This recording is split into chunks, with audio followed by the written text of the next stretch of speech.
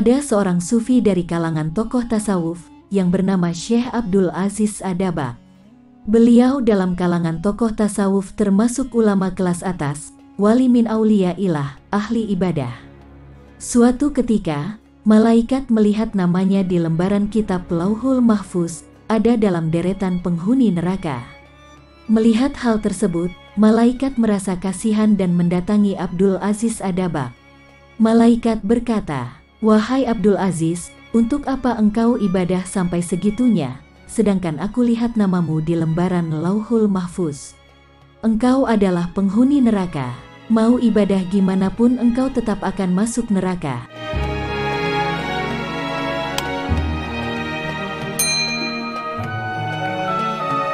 Kemudian Abdul Aziz menjawab, "Wahai malaikat, surga dan neraka bukan urusanku, aku diciptakan oleh Allah hanya untuk beribadah kepada Allah. Sebagaimana Allah berfirman, tidaklah aku ciptakan jin dan manusia kecuali hanya untuk beribadah kepadaku. Mau aku masuk surga atau neraka, itu haknya Allah. Subhanallah, benar-benar ikhlas dalam beribadah." Kemudian malaikat kembali ke Lauhul Mahfuz dan dilihat namanya dirubah oleh Allah menjadi penghuni surga. Sebab Allah berhak menetapkan kitabullah. Lantas malaikat kembali menemui Abdul Aziz dan berkata, "Wahai Abdul Aziz, ada kabar gembira. Baru saja aku melihat namamu oleh Allah dirubah menjadi penghuni surga." Abdul Aziz menjawab, "Alhamdulillah, tapi sekali lagi malaikat, surga dan neraka bukan urusanku, aku beribadah hanya untuk menggapai ridhonya Allah. Kalau Allah ridho aku di neraka, ya itulah tujuanku."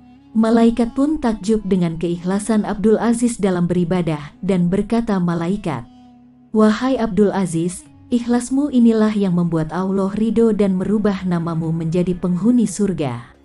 Lantas Abdul Aziz bertanya kepada malaikat, "Kalau ikhlasku tadi yang membuat Allah ridho kepadaku, lalu kira-kira dosa apa yang membuat Allah murka kepadaku, sehingga aku menjadi penghuni neraka?" Kemudian malaikat bercerita, "Engkau ingat ketika engkau masih kecil ketika umurmu sekitar 15 tahunan.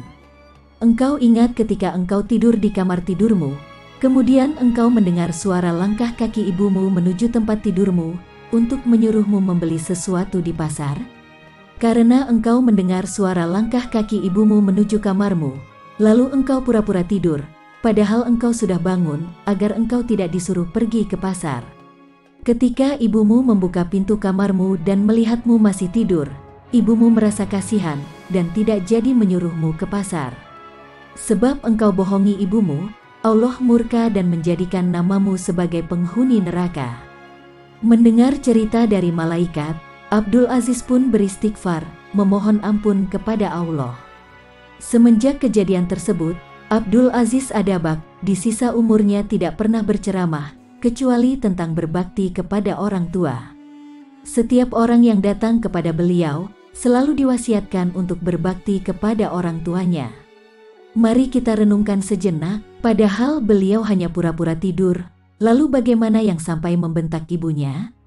Bagaimana yang sampai memasamkan wajahnya kepada ibunya, yang mengeraskan suaranya di depan ibunya, yang sampai tidak memberi nafkah, dan bahkan yang sampai membuat menangis ibunya? Bagaimana kira-kira nasibnya?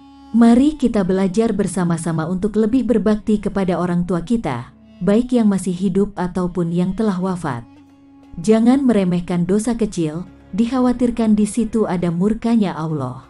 Jika tangan kita masih sulit untuk berbuat baik padanya, maka ringankanlah lisan kita untuk senantiasa mendoakan kedua orang tua kita. Semoga Allah mengampuni semua dosa-dosa orang tua kita. Amin.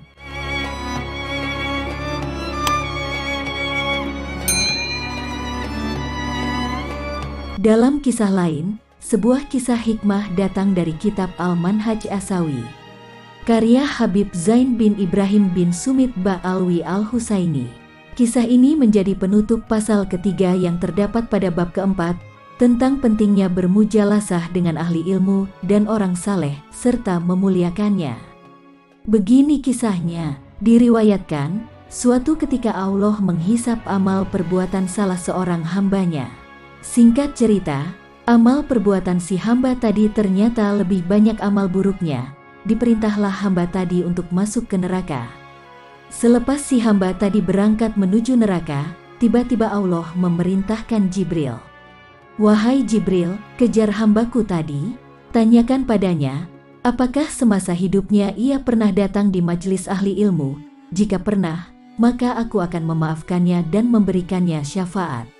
Perintah Allah kepada Jibril. Berangkatlah Jibril menyusul hamba tadi ke neraka, dan lantas bertanya kepada si hamba sebagaimana Allah perintahkan tadi.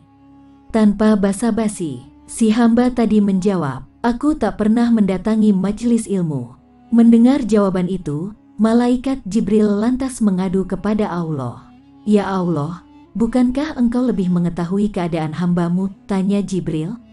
"Sudah, tanyakan saja. Coba kau tanya lagi, apakah ia menyukai ahli ilmu?" perintah Allah.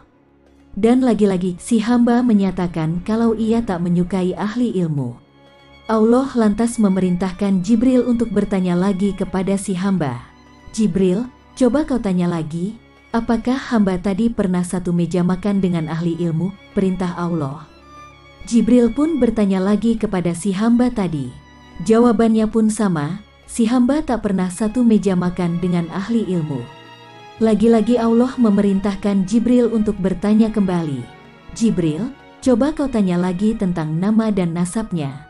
Jika nama hamba tadi sama dengan nama salah seorang ahli ilmu, maka akan kuampuni dosanya." Perintah Allah. Jibril pun bertanya lagi kepada si hamba tadi. Jawabannya pun masih tetap, si hamba tak memiliki nama yang sama dengan ahli ilmu. Kini Allah memerintahkan Jibril kembali, namun perintah kali ini sungguh mencengangkan bagi kebanyakan orang awam. Sudah. Hai Jibril, sekarang kau angkat hamba tadi dari neraka dan masukkan ke surga." Perintah Allah. Jibril pun melaksanakan perintah itu. "Satu hal yang harus kau tahu Jibril, hambaku tadi memiliki teman, dan temannya itu sangat menyukai ahli ilmu. Itulah sebab aku memaafkannya dan memasukkannya ke surga." Allah menjelaskan kepada Jibril. Sebagai orang awam, tentunya kisah ini sangat sulit dinalar. Namun tak ada yang tak mungkin bagi Allah. Kisah ini menunjukkan bahwa rahmat Allah begitu luas.